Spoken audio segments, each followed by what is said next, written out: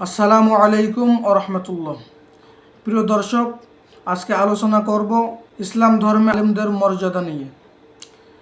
আলেম মানে যিনি দ্বীনের জ্ঞান রাখেন, কোরআন হাদিস বুঝেন এবং সঠিকভাবে আমল করেন। মহান রব্বুল আলামিন কোরআনে বলেছেন, আল্লাহর বান্দাদের মধ্যে কেবল আলেমরাই তাকে ভয় করে। এই আয়াতে বোঝা যায় যারা সত্যিকার অর্থে আল্লাহকে ভয় করে তারা হলো আলেম, কারণ তারাই জানে আল্লাহর আযাব কতটা ভয়াবহ আর আল্লাহর নিয়ামত কত মহান।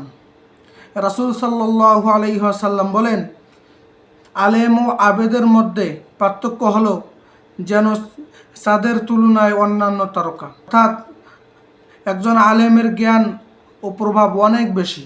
তিনি শুধু নিজের ইবাদতেই সীমাবদ্ধ নন, বরং যে আলেমরা মানুষদেরকে হিদায়াতের পথে ডাকেন। আলেমরা সমাজের পথ প্রদর্শক। তারা কোরআন হাদিস অনুযায়ী মানুষের ভুল সংশোধন করেন, সত্য ও মিথ্যার পার্থক্য বোঝেন। তাদের দায়িত্ব খুবই গুরুত্বপূর্ণ। যেমন নবীদের দায়িত্ব ছিল মানুষকে হিদায়াতের পথে আহ্বান করা, আমাদের উচিত আলেমদের সম্মান করা, তাদের থেকে দ্বীনি জ্ঞান অর্জন করা এবং তাদের পরামর্শ অনুযায়ী জীবন গঠন করা।